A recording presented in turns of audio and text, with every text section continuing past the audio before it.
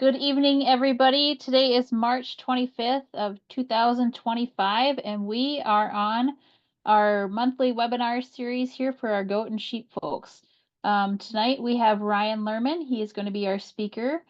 He hails as the agriculture extension educator from Rice and Steele counties. And we have some other folks on our sheep and goat team. We have Travis Hoffman, our sheep specialist from NDSU and U of M Extension, Mr. Troy Salzer from St. Louis County, Sabrina Florentino, she's our small farm specialist from on campus, and Colleen Carlson from Carver County down south of the city. So let's get started. Ryan is going to tell us all about some different ways to take forage samples, know how much you have out in your pastures, because in the last couple years, I know here in Minnesota and some other parts in the upper Midwest, it's been kind of dry. And so if we can get a head start on figuring how much we have out there, throughout the grazing season, we can better manage our pastures. So I'll let Ryan introduce himself a little bit more, and he's going to share his screen.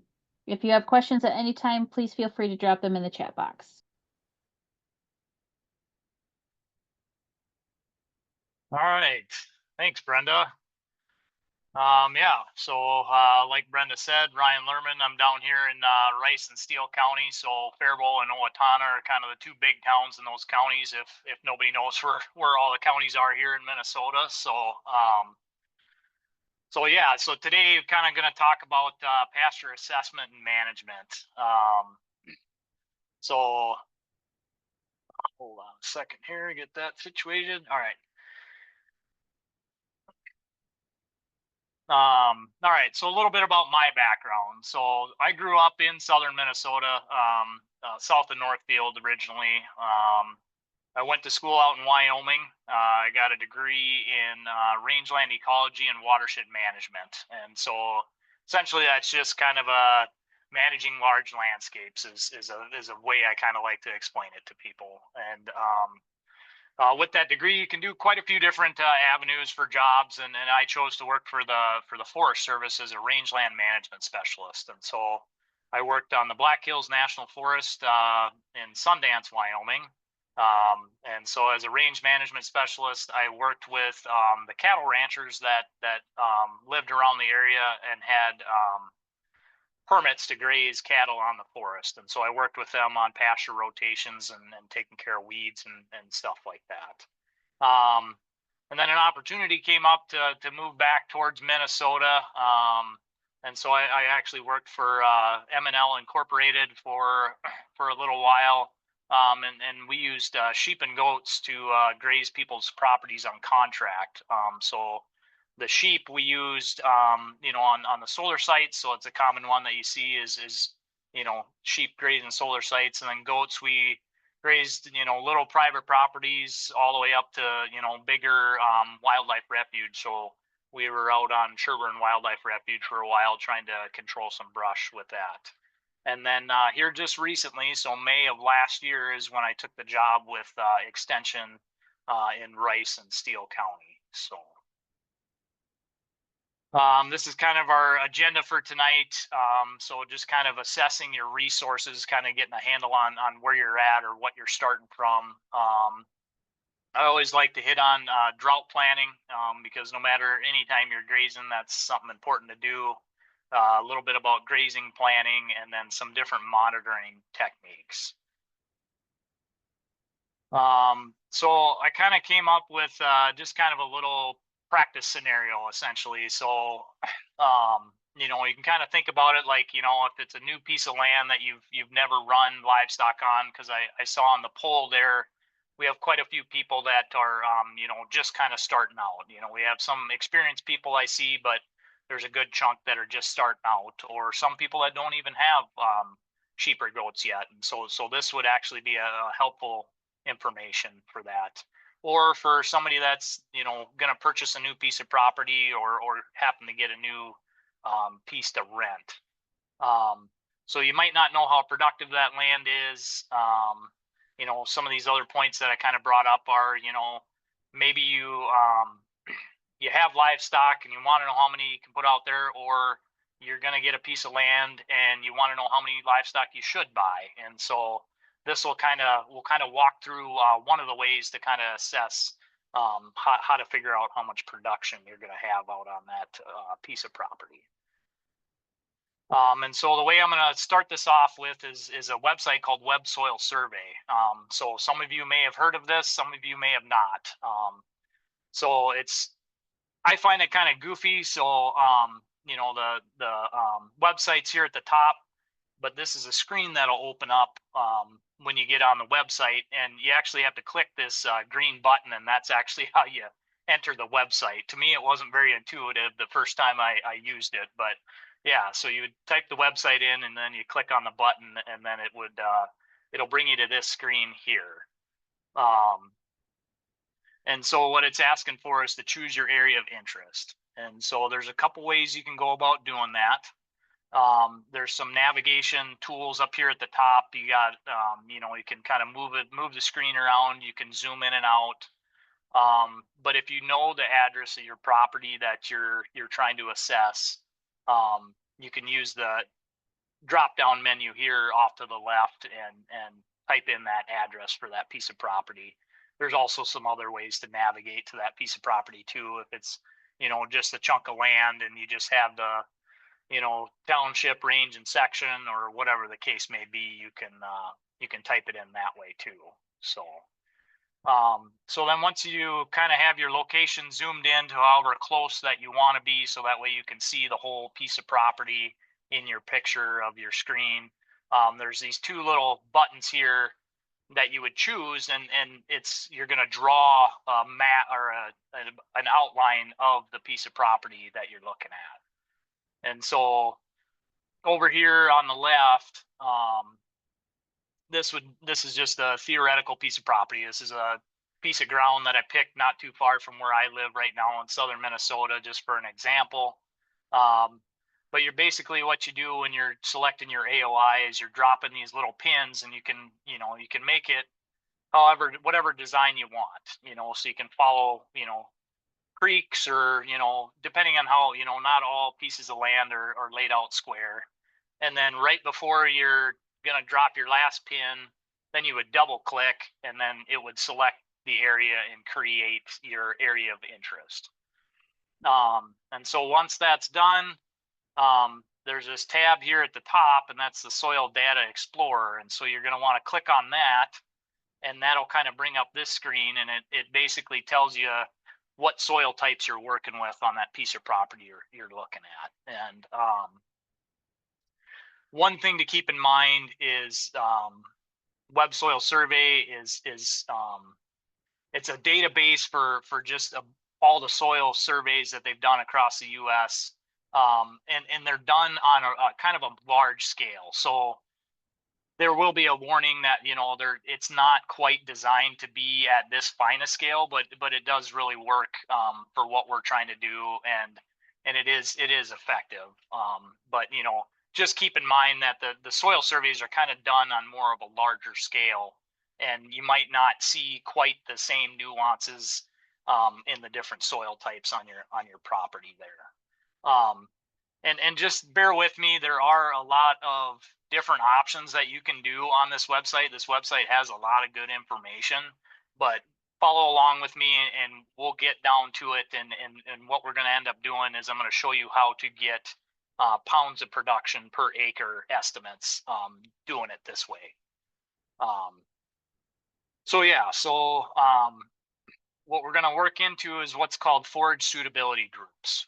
And so down here in this suitabilities and limitations for use, there's a tab here called land classifications and ecological classification ID. And down here, there's a tab where it says forage suitability groups. And so I know it's a lot to kind of remember all this stuff. And if you've never used it, that's fine. I understand it. I'll definitely be available for contact information at the end of the slides. If you truly want to figure out how to use this, I'll definitely help you walk you through it, because it's pretty handy to just get a good head start on a piece of property you might not know what it's going to produce for you.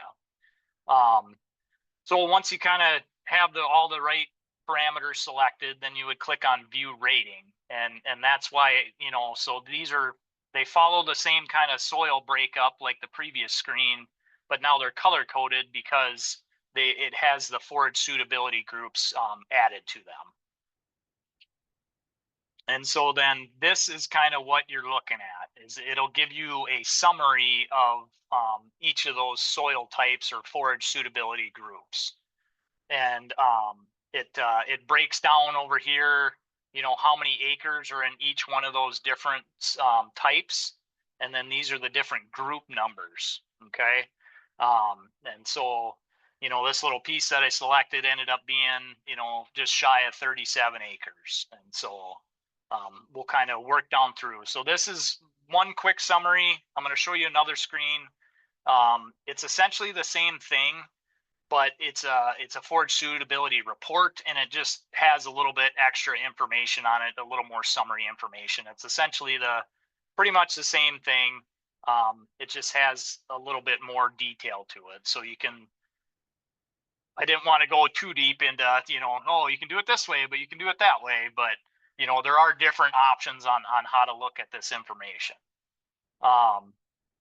And so we're going to kind of get down now into the production estimates. And so what that uses is it uses the forage suitability rating or number.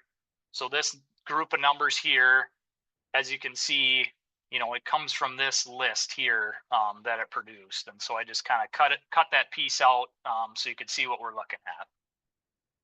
So the NRCS has something that's called the Field Office Technical Guide. And it's a big document. There's a lot of great information in there. There's information on grazing and all kinds of stuff. But to get to the point here, Appendix D of Section 2 of that Field Office Guide is going to have these summaries for these production estimates. And one thing I wanted to highlight here is that make sure you have the right state and area selected. So because we're in Minnesota, I happen to be far enough towards the center of the state that all my ratings came back with this Minnesota, initials at the end of it. But if you're over on the west side of the state, you might see North Dakota, over here at the end. So ND, or South Dakota for SD. So when you go to look at your production estimates, you got to make sure you're grabbing the right document and looking at the right numbers.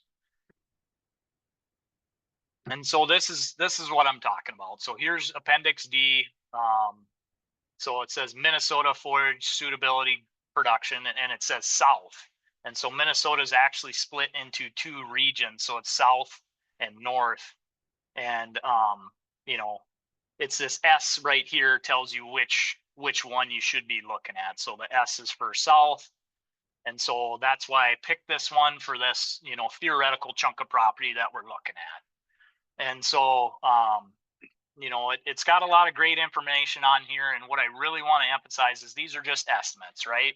This is just taking some data that we have available and kind of putting some production estimates to it based on soil types and a lot of other factors that they kind of looked at to kind of put these estimates together. I'm going to dive more into these documents here coming up, but I just want to highlight. So for the South area, there's 23 different groups. This high, medium, and low, we're going to dive into that a little more as we go in, and that has to do with different management levels for the pasture that you're working with. And then obviously over here to the left, it's different types of pasture, whether it's just cool season grasses or mostly just native grasses or whatever the case may be. So these are just like I said, some estimates. So I'm going to go into a little bit more detail so you understand what information is out there and what's available. Because this is really handy if you're kind of, like I said, in this scenario, kind of just starting from scratch and you don't know a whole lot about this piece of pasture that you might be renting or might be considering buying or whatever the case may be. So these forage suitability groups are in that Field Office Technical Guide in that Section 2. There would be a list. There would be a group for each one of those 23 sections in the southern part of Minnesota. And these are kind of the four main topics that are included on each one of those groups. And so we're going to dive into each one of these a little bit deeper just to give you a quick overview. So each group is, the document's it's a couple pages long, and it's got a lot of good information on it. So the soil description and management, that's kind of the first section that's going to be in that document. So it's just going to give you a brief description of kind of what the soil characteristics are, kind of typically what slope found on this type of forage group, texture, water holding capacity, and then it'll go into management considerations. So, soil wetness. So it's talking about, is this soil well drained? And it kind of gives you, okay, here's some things you can do to deal with that, or, how much water is available, or what's the fertility levels. So it has a lot of really good information for each one of those groups. And then another section in that document is going to be adapted forage species. And so this one's pretty handy because I just grabbed a few. Okay, so this is an example from Group 1 South. And so that's just, I grabbed a couple different cool season grasses. And so as you can see, meadow fescue and timothy, they don't have anything listed by them, but tall fescue does. And so it just kind of gives some ideas based on this specific Group 1. It says tall fescue may be subject to winter injury and may not persist in the stand. And so that's just kind of some helpful information, if you're, kind of deciding, if you want to plant a certain, if you're going to spend the money and plant some species out there, if you got an area that is this Group 1, and it says that about a certain, grass species, then maybe you don't want to put that out in that area, or maybe you don't want to choose that species at all. So it is one way to maybe help build a species mix list if you're going to do some planting as well. And then here's another example of legumes on there too, and this is still that Group 1 South. I just again grabbed a few, species. There's multiple more legume species listed in that, but I don't want these slides full of information and overwhelm everybody. But again, it's got some good information here. It says Sicer milk vetch does not persist. And so that'd be something good to keep in your mind, again, if you're building a seed species list or whatever the case may be. So this is where we're going to get into that level of management. And so so that productivity there, it says high, medium, and low. And this is your pounds per acre. And so there are more bullet points here for each one of these areas, but I just wanted to pick a few to kind of highlight, right? So to be able to get, let's say, on a cool season grass pasture, to get this 8,200 pounds of production per acre, they're saying that you would have to lime and fertilize to the optimal level. So that means you're actually putting inputs into that pasture of some sort to get those grasses to actually really produce that well. Pest controlled. So what that means there is, you're spraying for weeds, you're taking care of insect pests, you're really taking care of that land. And then another one is it's talking about, adaptive grazing or MIG grazing, which is managed intensive grazing. And it's saying 65% animal utilization. And so, kind of what that's getting at there is if you're really doing a really good high management level of pasture rotation, you're going to get more use out of that land. And so then you're going to potentially be able to grow more grass and harvest more grass off of there. And so then the medium level, so then, I kind of picked the same bullet points here so we can kind of compare the three, right? So, it's still talking about lime and fertilizer, but it's saying you might only be doing it intermittently or only up to the 75% level. You're not supplying all the nutrients that the plants may need. And so then that's why, you're looking at a difference in production per acre there. And again, it's talking about rotational grazing, but your rotations are slower. You know, you're not doing it quite as frequent, so then you're not getting as much use out of that pasture that you possibly could. And then to compare that to the low is saying, okay, you're really infrequently adding fertilizer or lime, and you're not doing it to the optimum level. You're probably continuously grazing that pasture, and there's probably spots that are overgrazed, and there's a good chance you're probably staying on that pasture too long. And so then that's where you get these differences, 2,400 pounds per acre all the way up to 8,200 pounds per acre. That's a big difference. But if you really think about, some of the different input levels and different things like that you can put in, that's kind of where that comes into.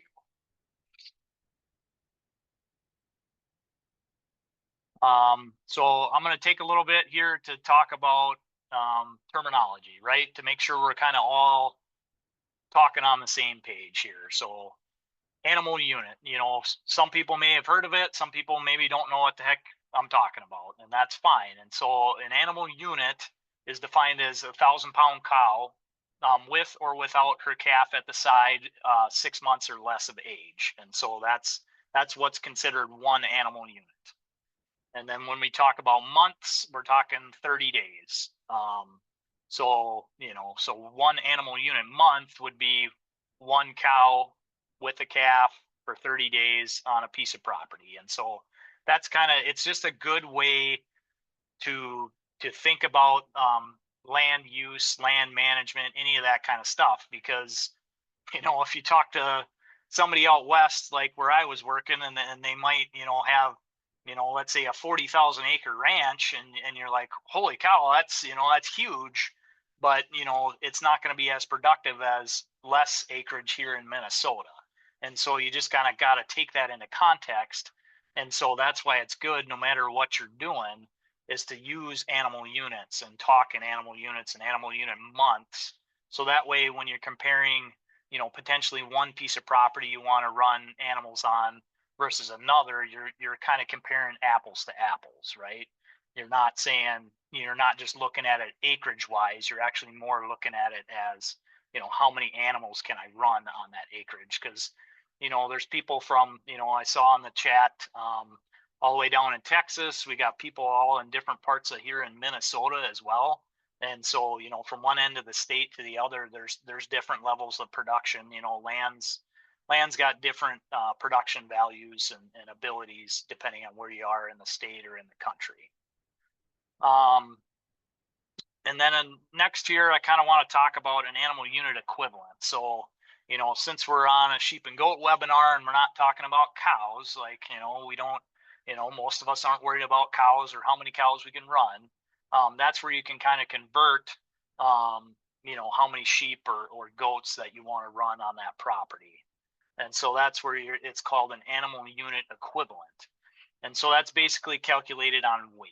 And so let's say you have a 140-pound ewe, and you divide that by that 1,000-pound cow animal unit. And so then you would end up with 0.14 animal unit equivalents. And so that ends up being about 7 ewes to 1 animal unit. So, I kind of like doing it by weight. It works better, easier that way. You can see there's quite a bit of different information out there. A lot of times you'll see 5 ewes to 1 animal unit. And, to me, I like doing it with weight. It's a little more accurate that way. Usually that kind of 5 ewes, that to me, that number kind of more came from some of those Western ewes. You get those really big Rambouillet, sheep out west and stuff, and they're a lot bigger than, say, a smaller Katahdin from, back east or possibly something you might be running around here. So those are just some terms I want kind of everybody to kind of keep in the back of your mind. You don't have to memorize them, but I just kind of want to highlight that it's a good thing to kind of talk things in animal units when you're kind of trying to compare apples to apples or pasture to pasture.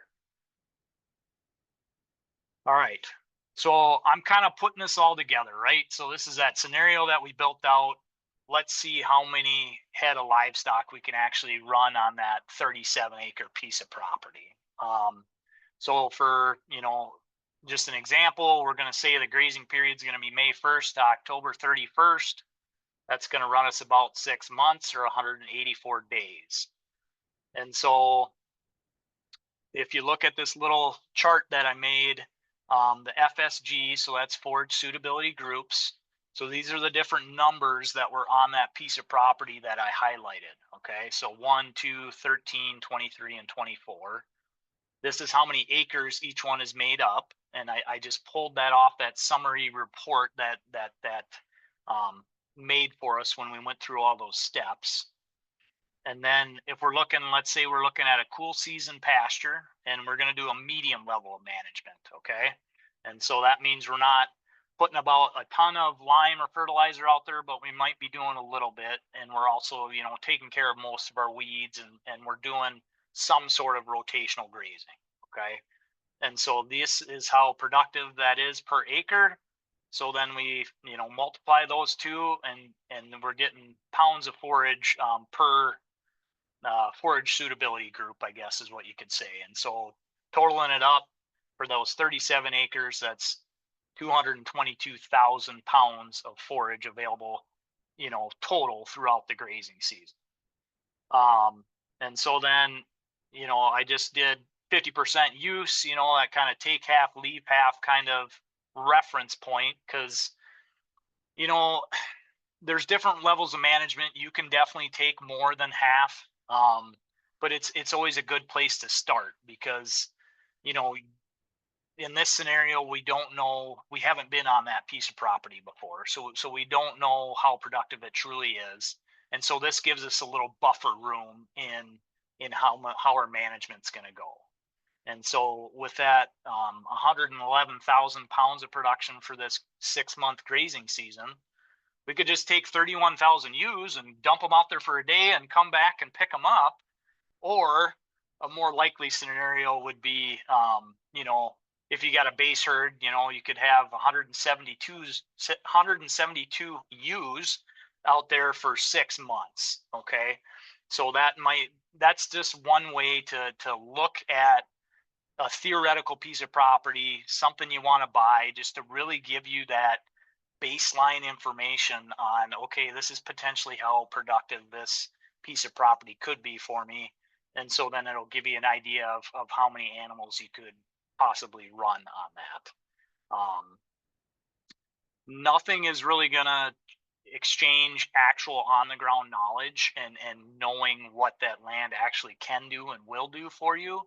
But again, this is just a good way to start, a good way to, know where you're going, because obviously you can't wait until the end of the growing season to see how much grass is out there and then, travel back in time and buy the right amount of livestock and put them out there. And you also don't want to buy too many if you don't know what you're going to, be able to produce out there and end up having to feed hay half, 2/3 of the year or something because you put too many out there. So again, this is just a good way to start, especially if you're starting from scratch. So now if you're not starting from scratch, like I said, I saw in the poll there are quite a few people with quite a bit more experience. They already have their herd. They might already have their own pasture. They might already know how productive it's going to be. And so, the biggest thing to start with is last year's notes. All right. And that'll kind of help you understand where you're at and where you're coming from. But the biggest question is, did you take any notes from last year? um, and how good is your memory, right? And so, kind of looking at the pool there, we got some people with smaller operations, some people with bigger operations. And so, the notes don't have to be super detailed. If you're only running a handful of ewes or a handful of does out there, or, you're just running some meat animals for your family or whatever the case may be, it doesn't necessarily have to be that detailed on what your notes are for how last year's grazing season went, but you should put something down. Our memories aren't that great, and so one thing I like to point out is you can't change what you don't track. So if we don't know how many days we actually grazed or how many head of livestock we actually were running on there, we're not going to know if we're improving the land, if we're degrading the land, or if it's staying the same and it's just a weather pattern year that's affecting how much production out there that we have. The good news is there's apps out there for that, right? You know, I kind of did a quick search, and the downside is it seems like there's not as many free apps out there as there used to be. When I started playing around with some of these apps, Pasture Map was actually free. There was a free version of it, and I couldn't find a free version anymore. Um, and that was a handy way to you could go out there and draw a map of your pastures, and you could say how many head of livestock you had in there, and it was a good way to track your movements and when you were in certain pastures. Um, for people that have bigger operations, maybe paying for an app does make sense. You'll have to kind of explore those and kind of get to know what's going to work best for you, and ask some other producers, and obviously check reviews and see if it's going to hit all the points that you want it to. If you don't have that complicated of a rotation, if you're only rotating on a couple pastures across a couple acres and you're only running one herd at a time, then maybe just simple paper and pencil and getting like an aerial printout of like satellite imagery or whatever of your pasture, and just drawing on there, or um, kind of getting like a piece of plastic or whatever over the top, where you can kind of just draw with like a dry erase marker over the top of your map. Because if you're rotationally grazing and you're setting up new paddocks every time and it's not permanently fenced, then your pastures are going to move every year a little bit. And kind of a step in between paying for an app and doing pencil and paper, if you want to try and do it electronically, there's a thing out there called Google Forms, and you can actually make your own customizable form, where if you're on your phone, you can just say, okay, I'm moving from this pasture to this pasture, and I have this many head, and you can have it automatically date stamp it for you. And then it shoots it out into a Google spreadsheet. And so then it kind of tracks all that information for you. So that way, it's just another way of keeping notes for the year, right? And so kind of one of the biggest things I want to harp on here a little bit is, um, you don't want to graze in the same place at the same time of year after year. That's how you're going to kind of, take away probably more than likely those good species that your livestock really enjoy eating. And you're going to encourage some more of them poorer species that they're leaving till the end. And so then that's really going to change your pasture. And so that's kind of one of the reasons that we want to take notes and understand what our rotation looks like. All right. So a drought plan. Um, you know, it's important to have. It doesn't matter if you're up here in Minnesota, or if you're down there in Texas, or if you're out in Nevada, or down in Hawaii. It doesn't matter. Um, you know, one person's drought might look different than another person's.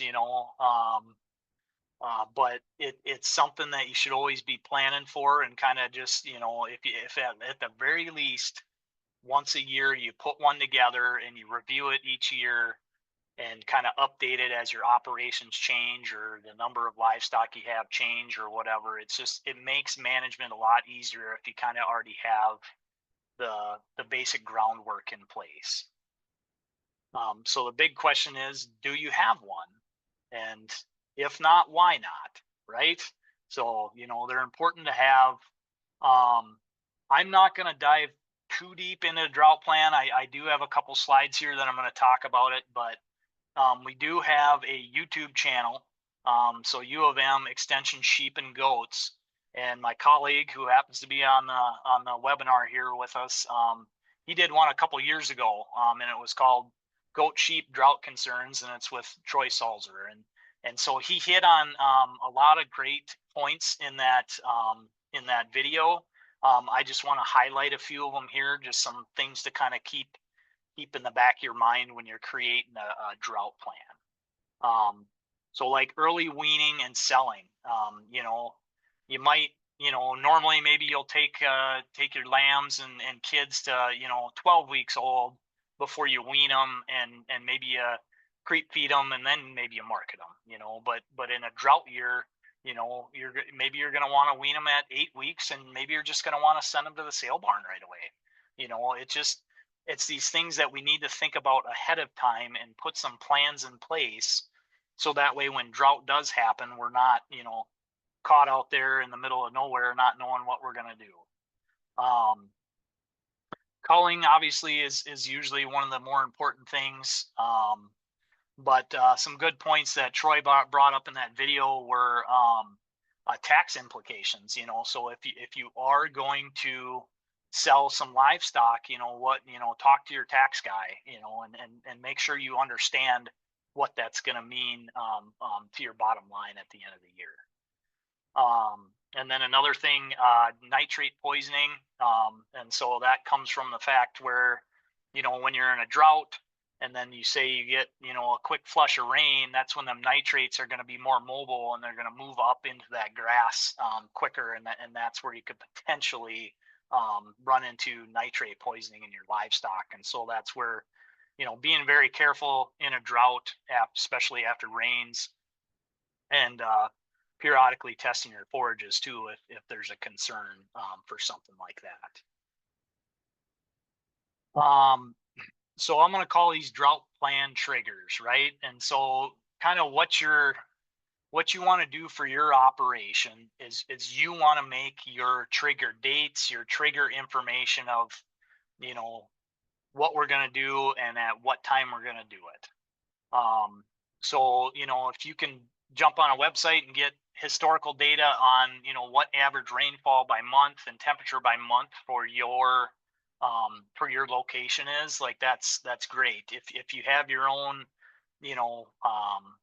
rain gauge, and you're tracking all that stuff, and you like doing, keeping track of that, that's good too. But it's good to get an idea of, okay, typically in April we see this much rain. Typically in May we see this much rain. And so it gives you some baseline information to kind of work from. And so this chart here, this is actually a growth curve chart. So this comes from that same field office technical guide. But this is Appendix B. And so this shows some different, different growth curves. And so the first one's cool season grasses and legumes. The next one's just cool season grasses. And then the third curve is native grasses. And so what it's saying here is by the end of May, let's just keep it simple and look at the cool season grass one here. By the end of May, 25% of your grass growth for the year should happen in that month of May. And so then that's where you can kind of start building trigger points for your drought plan. If you got a dry May, now you're going to keep it in the back of your head, like, okay, well, this is, potentially would have been 25% of my growth for the year. So then maybe, depending on how big your operation is and how tight your forage is, maybe that doesn't mean nothing. Maybe you're like, oh, okay, we're kind of understocked. We usually do have enough. Maybe you just make plans to buy a little bit more hay, and maybe you buy it a little sooner just to maybe get ahead of the potential drought that's coming. But then, you get into June, okay, another 40%'s done. Okay, so that's, 65% of your growth is in May and June. And if it was dry, you really got to probably start making some of those hard decisions on if you're going to call or how you're going to handle this drought that's coming. and if you look at the weather right now, we had a couple years of drought, and then last year, down here in southern Minnesota, we had a lot of rain and we had flooding in places, but then it kind of turned off and at the end of August, and we had a really, really dry fall, and we did not see much for winter precip either. And so we're kind of starting off the year pretty dry, and so you're going to have to keep an eye on it as the year moves forward.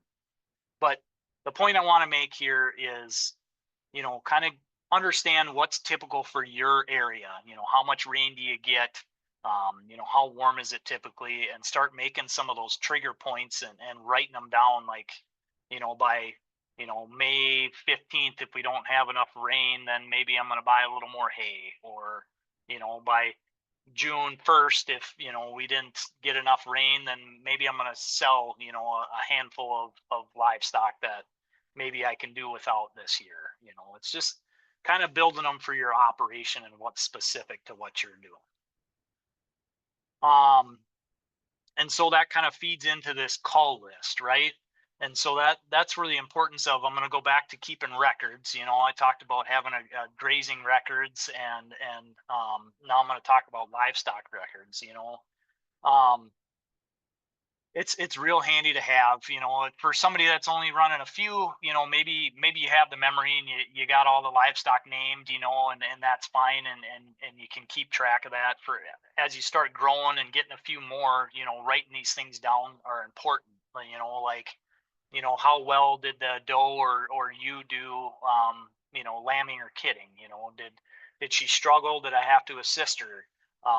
Did she give me singles? Did she give me triplets?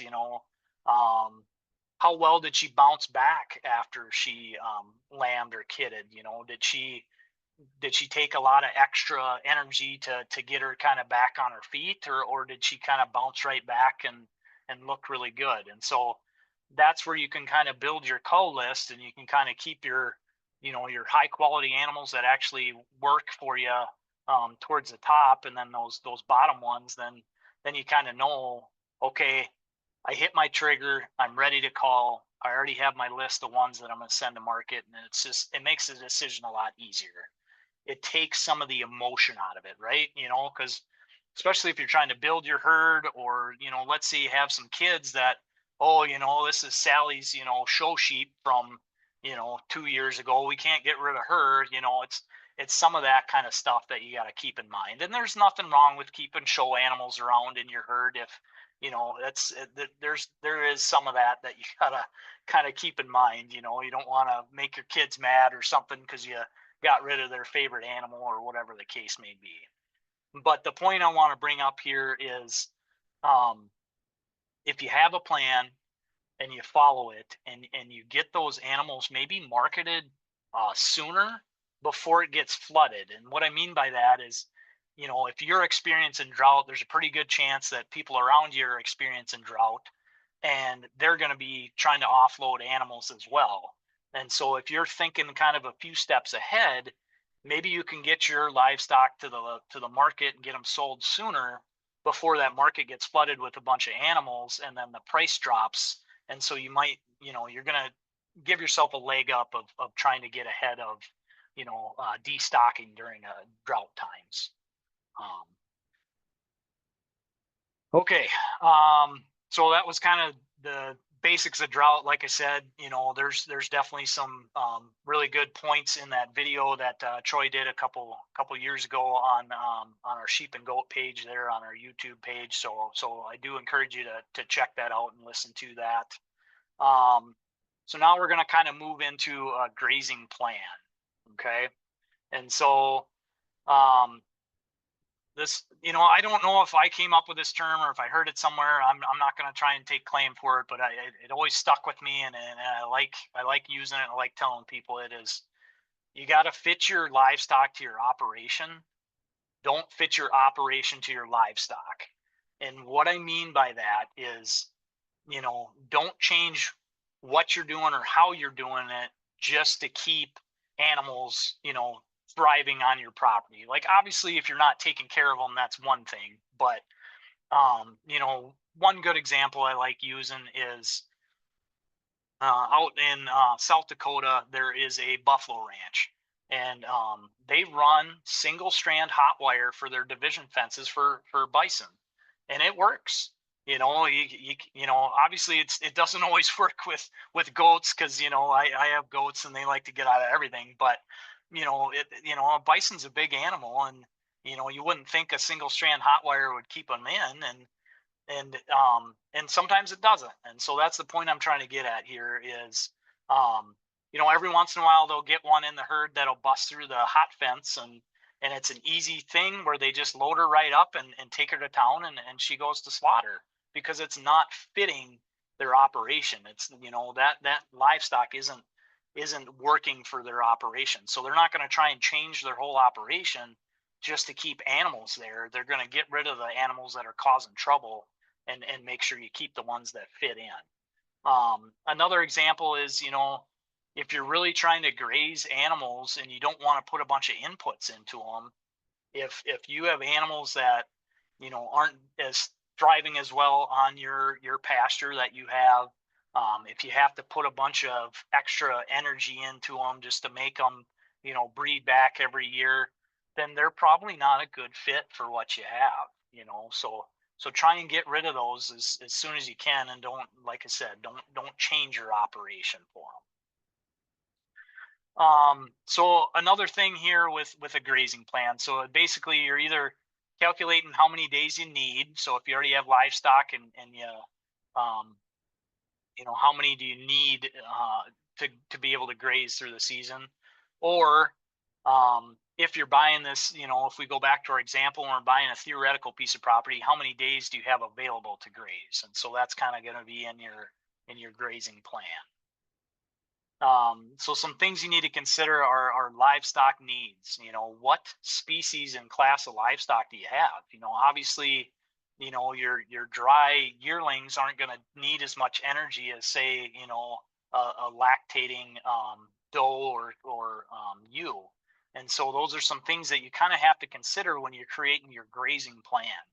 And the more high energy animals that need more energy depending on where they're at in their cycle or what class they are, maybe you're going to want to send those out ahead of the rest of the herd, so that way they're getting more of that nutritious forage, that really vegetative stuff that's higher in forage, and then you're coming back with some of the low input animals afterwards and kind of cleaning up the rest of the pasture. And then getting an assessment of what can your forage base provide, right? So doing some soil tests and some forage tests to just kind of get a handle on what is it, what's out there, are my animals doing well on it? And then you have to ask yourself, do you need to supplement or not, and what do you need to supplement? And then the other big thing to keep in mind is how are you going to supply it? If you're doing some high intensity rotations, then you're going to want an easy way to move that supplement from one pasture to the other. So those are some things to consider. So part of your grazing plan is kind of knowing when you should start grazing and when you should stop. And so I want to highlight here, the grass is going to tell you when it's time to start and stop. Don't go by calendar dates. Don't go by, okay, every year we put out this many head of livestock in this pasture and we can graze it for 2 weeks or whatever the case may be. Like, you really got to keep an eye on that grass, especially in a good year and in a bad year, depending on whether it's you got really good rain or not. You just got to keep an eye on it. And one size paddock might not last as long if you move to the next one, even if it's the same size, because your property just might, the soils underneath, you saw that 40 acre, 37 acre map that I kind of drew up at the beginning. There's all kinds of different soil patterns and stuff in there. And the grass species and productivity will kind of change as it moves across those boundaries. And so those are some things to keep in mind. The other thing is know your plants, both good and bad. So if you have poisonous plants out there, make sure you know what they are and where they are, and you don't necessarily have to do anything about it. you can just, wait until there's other forage species out there, and most livestock won't eat those unless they have to eat them. And so that's something to keep in mind if you're doing high intensity stocking. They're gonna be forced to eat some of those poisonous plants, so you're gonna have to make sure you know what plants are out there, and keep that in the back of your head. And then the other thing is providing adequate rest for your plants. Don't go necessarily by calendar dates. You can use calendar dates as a general idea of how much rest they have, but let's make sure that those plants have regrown to the point that we're not going to kill them off if we come back and graze them again. Another thing I want to hit on here, if you don't have a bunch of infrastructure, if you don't have a bunch of fencing that you can cross divide and make a bunch of pastures up, you can get some rotation out of your pastures just by moving your water and mineral around. And so that's definitely easier to do, you know, with sheep and goats, because they don't need as much water. So it's a lot easier to move, a small little water tank around and whatnot. But what I'm getting at there is, if let's say you just have one big pasture, well, if you move that water and supplement around the pasture, every so many days, then you're actually getting those livestock to kind of move around a little bit more for you. And then here, the second point that, I kind of hit on it just a little bit, but, calculate about, how much area you need for how many head of livestock you have. So kind of back to those animal units and how much they're going to graze. But always keep an eye on that grass, especially when you're, again, when you're doing it high intensity stocking rates. You've really got to watch it, because you can get yourself in trouble if you stay there too long, versus if you're understocked a little bit. And then create a rotation plan, and write it down. I kind of didn't hit it on the drought plan. Write that down too, because just because what you're doing out there and how you're going to rotate, you should have, whoever else, your spouse or your kids or whoever else may be involved in the operation. They should know what pastures are where, what you call those pastures, and what your plan is for the year. Because, let's say, God forbid, you get into a wreck or something, and you bang yourself up, and you're laid up for a couple months. Well, if you have that plan kind of already out there, then somebody can pick that plan up, and they can keep your operation going, and you can kind of rest easy a little bit, knowing that somebody's taking care of it there. All right, so we're going to switch gears here. This is kind of more of the meat and potatoes of what this talk was kind of going to be about. But I really wanted to hit on some of those other points, so that way people understood, how to do some initial assessment of how productive your land's going to be. So monitoring. So there's different reasons to monitor. So production, like understanding how many acres my land could or did produce. Use, so understanding, monitoring how much the animals are using or consuming. And then you have short-term and long-term monitoring, and so those are used for different things. Short-term is making your daily and weekly decisions. So basically, kind of short-term monitoring of use would be to decide when you should be moving to the next pasture.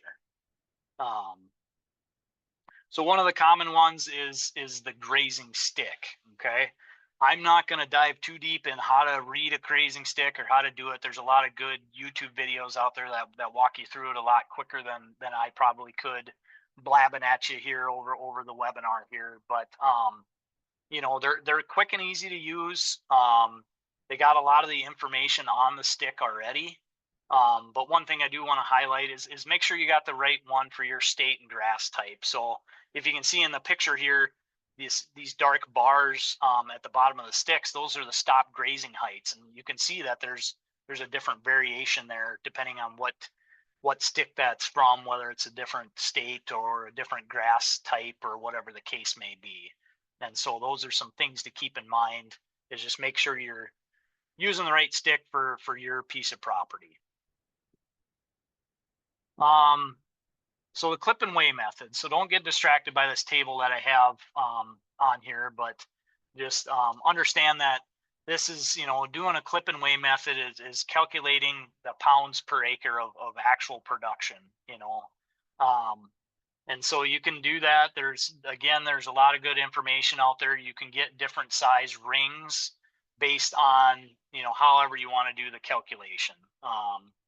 And so basically what you do is you throw the ring out there, you clip all the grass that's in there, put it in a paper bag, and then you can either put it on the dash of your vehicle and let it dry out in a couple days, which that worked a heck of a lot better out west than it does here in Minnesota, where it's really there's a lot of humidity in the air and stuff. But another way to do it is to stick it in your microwave, and that's where my comment of don't burn the house down comes in. And so it's always good to throw set a glass of water in the microwave when you're trying to dry your plants down, so that way you don't actually start them on fire if you get them too dry.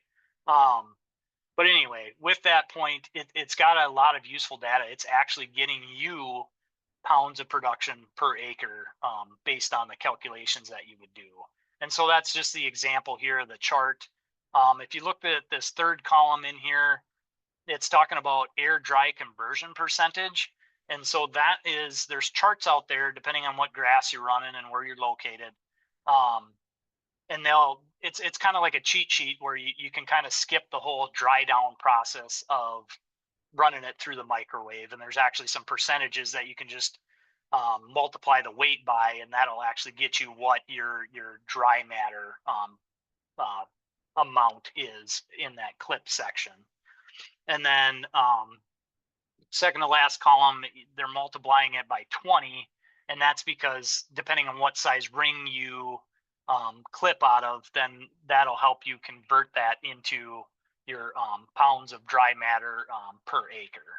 And so that's a good way to really understand how productive your land is. So this method, and I kind of put quick and easy question mark because this is the method I used when I was working for the Forest Service, and it's called the landscape appearance method. I'm not going to go too deep into this. If you're really curious about it, there's an example of it in the Wyoming monitoring guide, and it'll actually kind of walk you through how to use it. But it's really handy. I liked it just because it was quick and easy. Basically, you'd walk out in a pasture, take so many steps, kind of assess the forage that's in front of you, and then you would just make a dot mark depending on what use category you think that fell in, from 0% all the way up to 100%.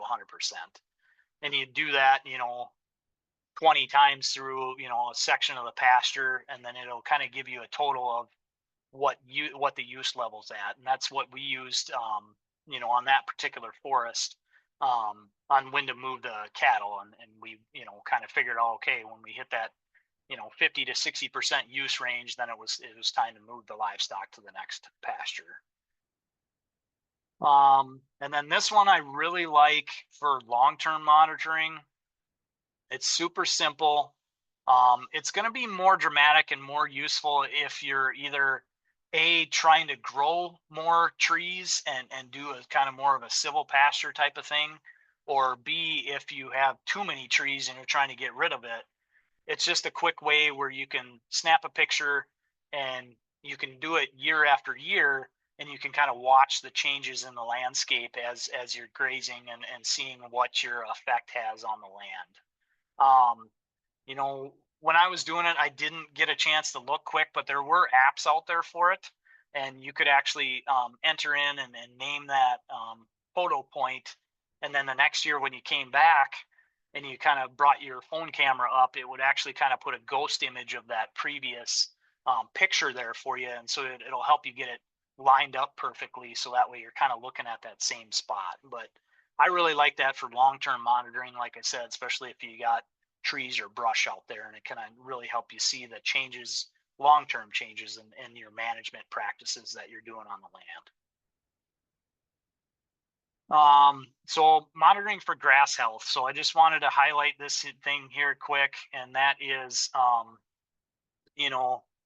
continuous grazing and grazing it down to 1 inch versus a rotational grazing and doing it, only down to 3.5 inches. And look at the difference there in those two photos, and that's only 5 days apart. And so that's really going to highlight, why we should always leave some of those, some of that plant material there on the ground and not graze it so close. And the reason that's highlighted with rotational grazing is because, um, in continuous grazing pasture, livestock are going to keep coming back and keep taking bites and bites and bites out of that grass, and they're really gonna decrease that health and really hurt that plant in the long run. Here's a quick chart that I pulled from University of Minnesota's Extension website, since we were kind of talking about starting and stop heights. So these are some suggestions of, how tall the grass should be before you start grazing it, and then how short you can graze it down to. So it kind of changes depending on your species and whatnot there. And so, this is a good guideline, good thing to kind of start with if you're in the area, if Minnesota is kind of your home base. But that's always something to consider too. In a drought year, you might not get that tall, and you might not want to graze it that short. It's just it's a good starting point, I would say. I threw this chart in here to kind of emphasize that whole, if you're around grazing much, you usually hear the take half, leave half mentality. Depending on your management level, you can definitely do some different things. But if you look down and you see the percent of leaf area removed, and then how much root growth is stopped. And so then right there at that 50% level, you're only slowing down those roots 2 to 4%. But as soon as you jump up into that 60% level, you're reducing those root growth. Root growth has stopped 50%. And so that's where that number comes in. And then to reiterate a little bit, when we're talking take half, leave half, it's actually not half of the height of the plants, it's half of the biomass. And so that bottom third of that plant actually has about 50% of the biomass in it, 50% of the weight. And so if you're doing it by a height measurement, you're technically taking off about 2/3 of that plant to take off half of the pounds of production. And so keep that in mind when you hear take half, leave half. It's not by height, but it's actually by weight. Kind of wanted to hit on this. I'm getting kind of long-winded here. We got a couple more slides. Thanks everybody for kind of following along with me. Hopefully I didn't put anybody to sleep here yet, but you don't have to be, a plant nerd, or really get into this stuff, but I enjoy, grass and understanding how it grows and stuff like that. And these are just some points I wanted to point out. And that's, these are kind of some different stages of grass growth. And so if you understand these a little better, it'll kind of help you understand when you should be grazing and when you shouldn't be grazing, and it's all going to kind of come into different situations. So your vegetative stage is that early growth in the spring. That's when it's just putting up leaves, it's putting up tillers, and it's starting to grow. And the important part to remember is that the growing point for that grass is right down near the soil surface. And so that's where in that vegetative stage, you can graze that off, and you're not really gonna take that growth point off. And so that grass can bounce back quicker.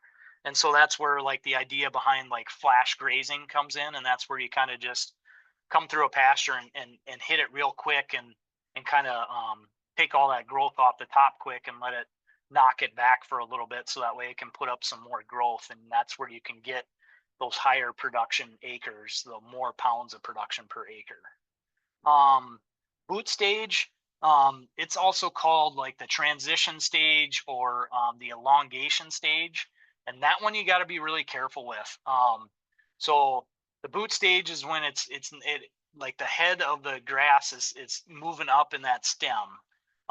If you catch it too late, um, too far into the boot stage, then that growing point is actually way up. It's moving up into that grass stem. And that's where if you graze that off, um, that grass plant will actually have to send up a new tiller to start growing again because you took that growth point off of there. Um, and that's not necessarily a bad thing. It depends on what your management level are, what you're trying to do. Um, if you're trying to get rid of a certain type of grass species, then hitting it right after that boot stage would be good to try and knock that grass species back. But if you're trying to promote grass growth, you just kind of got to watch where you're grazing that plant at. The reproductive stage, that's where it's already set seed. That plant's basically kind of done with its growth cycle for the year, so you're not really going to hurt it by grazing that off because it's already done its thing.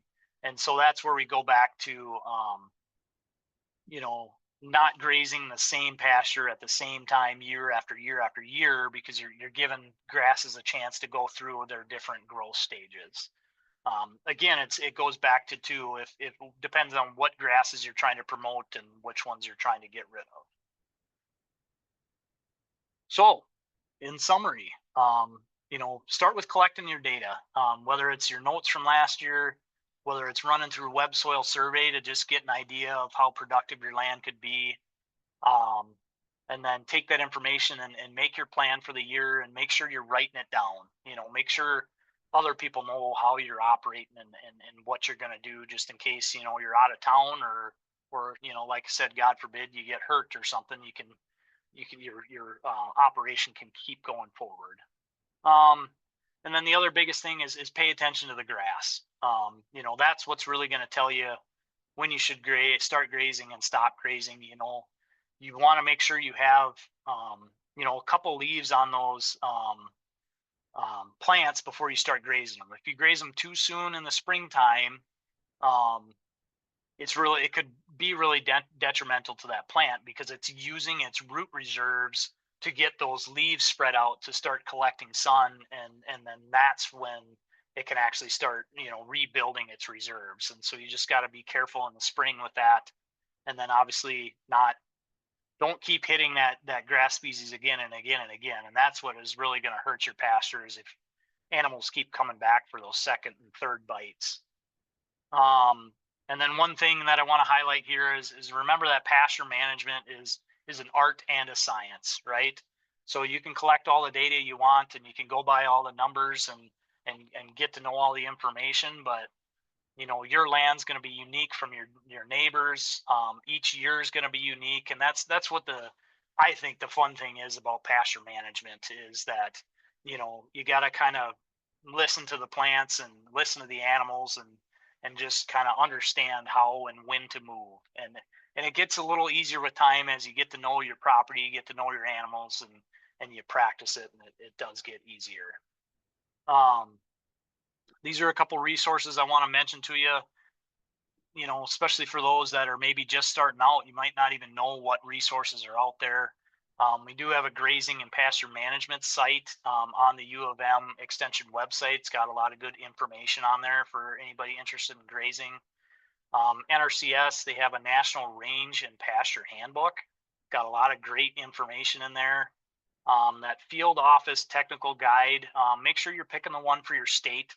Each state has one, and it's got more specific information for the state. Sheepusa.org, there's something called the American Sheep Institute Targeted Grazing Handbook. So if you're into sheep and you maybe want to do some targeted grazing, there's actually a neat document there. I shouldn't say document. It's a book that they put together, and the printed book's pretty spendy, but you can get the flash drive for a little bit cheaper. And then another website I like, if you like diving into grazing and pastures, articles and stuff like that, is onpasture.com. They got a lot of good articles on there on grazing. And then, there's tons of podcasts and YouTube videos out there, and a lot of great people doing some great things when it comes to pasture management. So, with that, here is my contact information. Feel free to reach out to me if you're like, what in the heck were you talking about with web soil survey? Like, it looks cool, but I'm completely lost. Feel free to reach out, and I can walk you through it and help you kind of figure out how productive your land's going to be. If you got any other questions, definitely feel free to reach out. Like I said, I really like grazing livestock. I like pasture management. It's a fun subject for me.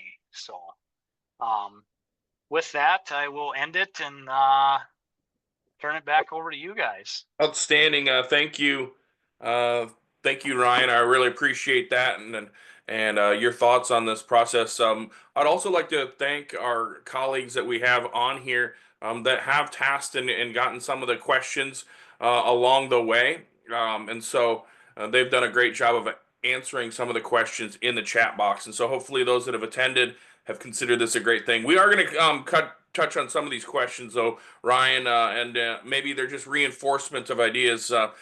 First off, I want to thank you because that was so comprehensive. All right, and I didn't know 100% what we were gonna, do or how we were gonna accomplish that, but I really appreciate how you approached that and went through a lot of good information.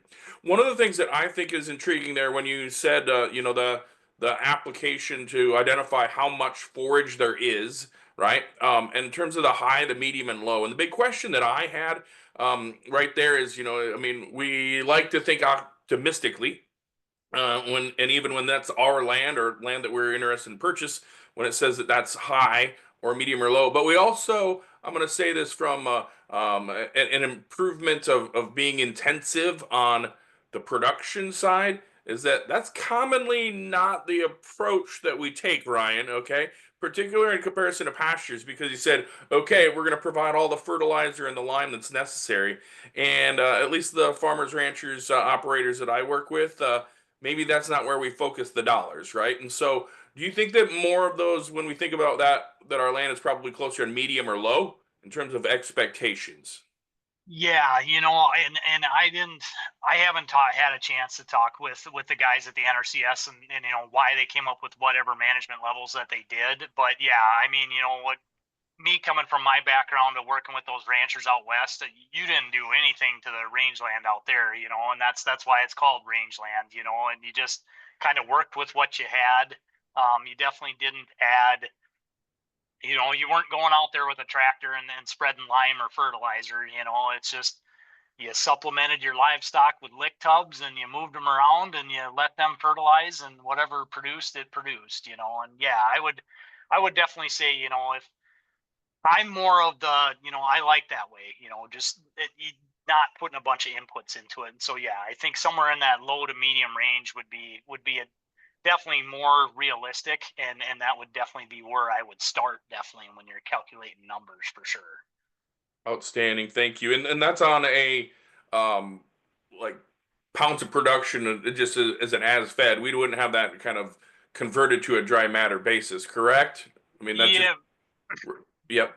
my understanding is it's pounds of production per acre. Yeah, and that would be, obviously through the whole grazing season, that would be your total you would get off that acre. So Awesome. Well, as we expect in terms of a webinar that's in the end of March for an upcoming grazing season, this is timely, and I think that some of the slides that you had kind of towards the back end, said, okay, this is what we can do on getting if and when, you should start with those pastures. And in fact, I saw a 4 to 6 for some of those on inches of growth, and then 8 to 10 again for some of the larger tall grasses. But I guess the question then, in a little bit again of looking at the leaves, it kept coming up with our colleagues that and our attendees to the webinar is again how should there be some training on where that is, on what leaf kind of comes up, as you talked about the tillers and the boot stage, and kind of moving from that standpoint. And a lot of the times, even if we have sheep or goats, they're going to want to get out. Maybe, particularly when they see green grass. Maybe a suggestion is that's in my mind is that identify a smaller location. And I know that you talked about kind of more rotational grazing, and then that gets them out there allows the opportunity, and then maybe keeps the other, let's call it 90%, to keep growing and getting a little farther. Would that be a good idea? Yeah, yeah, for sure. Yeah, because if you get out there too soon, like I said, you can really knock those plants back, and it could take them a lot longer to pull some reserves up and get growing again. So yeah, you definitely want to wait and make sure there's plenty of leaves on those grass plants, so that way it can start collecting those solar energy and growing and putting energy down into the roots and stuff. So yeah, I mean, yeah, you definitely don't want to run out there and hit it hard right away. And you might want to, if you're not dry lotting them, then obviously, yeah, you're going to want like a sacrifice paddock or something while you're waiting for some of that other stuff to grow up.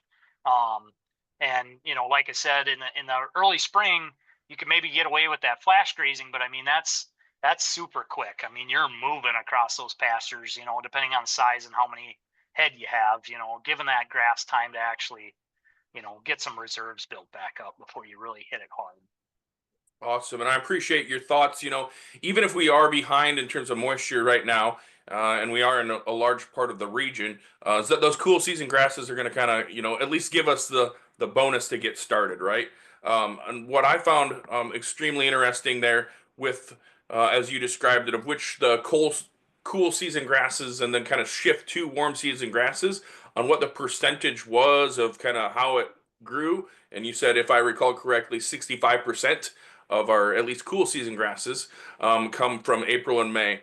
One of the things I guess that, again, I want your input on is that if our trends align and we don't get as much moisture as we want to be from a preparedness standpoint, that we keep, is that those summer, let's call it June 1, right, or June 15, when we kind of transition on some of those grasses, that maybe that's the thing, even if we are wanting to keep them, that we look at that protein supplementation or providing something out there, because the grasses aren't as good. What would you see there as we kind of just move through the summer and keep the U/dough in mind? Yeah, yeah, definitely. That first part of July in Minnesota, it's getting warm enough, and them cool seasons are basically done. Everything's kind of starting to dry out a little bit. Most of that stuff's already headed out, and yeah, so your nutrient level in those grasses are definitely not going to be that high as the summer progresses. And so yeah, it's really watching your animals and understanding, if you need to put some sort of lick tub out there, or if you're supplementing with grain, or however your operation works, it's definitely something to watch, for sure, for sure. Yeah, and then given time for them warm season grasses to get up and get growing, and I mean, usually in most cases in most pastures around here that I've seen, it's a lot of them warm seasons aren't a big component of those pastures either. You really, the bulk of your production is in them cool season grasses for sure. And we have a side conversation as well, just in our chat box, Ryan, on parasites as well. Okay, and so I'm not going to task you with that one 100%. But what I would say is, you're like, man, I just wanted to talk about some pasture management. But what I could say is that when we do overgraze those, or the sheep particularly and the goats, it are getting lower to the ground, is that they're consuming potentially more eggs that could cause problems from a parasite load. And so, again, that wasn't your job to talk about, don't worry. But that certainly comes up, and then we're hitting ourselves in a bad spot, because they're not going to grow quite as well, from another reason of not just nutrients in the body, but nutrients that we're feeding from parasites as well. So, a little stranger. Yeah, yeah, and I kind of saw that comment pop through there at the bottom too, and yeah, I kind of, that flash grazing idea is maybe it's more suited for cattle for sure, especially if you're rotating and trying to stay ahead of those parasites. Yeah, you might be loading your pasture, front loading your pasture with parasite eggs, and maybe flash grazing with sheep and goats really probably isn't the best idea. And that's kind of what I do with my kids' 4-H projects. Is we just rotate every couple days and just try and stay ahead of that egg hatch, and try and avoid that. And like you said, with the parasite eggs and larvae as they hatch and move up, I think it's is it in the 5 inches of grass? I think 50% of the eggs are. I think like the majority are down towards those couple inches. So if we can keep them grazing higher, that'll definitely help for sure. Yeah, absolutely. And the discussion came up as well of, is it 4 to 6 to let them in, and 4 to 6 to take them away as well. And I know that we like to provide those references and resources to people, but Ryan did a good job of highlighting. I think that everybody's operation is different, right? And your accessibility to whatever you had, the one that you used as an example was 0.39 acres, okay? And so some people may have more and some people may have less. And so each one of those um, people's operation is a little bit different in terms of how you want to manage those. But I think you've given some good suggestions. I want to go on a little bit of a tangent because I can. More of my focus is some of the sheep, but we also talk about goats. And so the question came up just in terms of woody areas, and when there's more forbs, when there's more brush that's available, I mean, that's an advantage. And I think even when we think about it from just acreage of true land masses, that those woodier shrubs and forbs are super more of a bonus, right? Because of consumption of goats. So how does that kind of come into either a management, or the goats are going to get it and call it good? Yeah, I guess it depends on what your goals are. If you're trying to knock back brush, then you can leave them in there longer and really let them hammer on it. If you're trying to get rid of certain species. But if you're trying to manage, say, kind of a brush lot or a wood lot for multiple years of grazing, then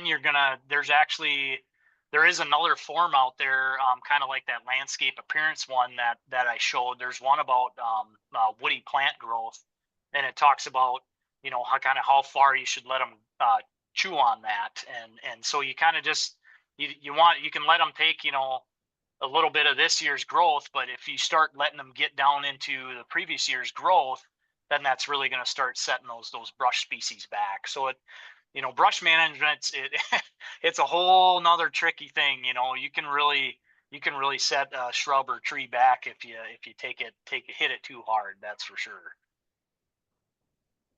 Absolutely, and I think it also came up as if there is challenges, that there are some plants that are less palatable, potentially even toxic. And so I will say that if individuals are interested, they can search for plants and poisonous livestock. And the University of Minnesota does have a handout that can be available for a resource for people as well. Is that if that potentially becomes a problem, you can kind of start thinking through that as well. Yeah, for sure.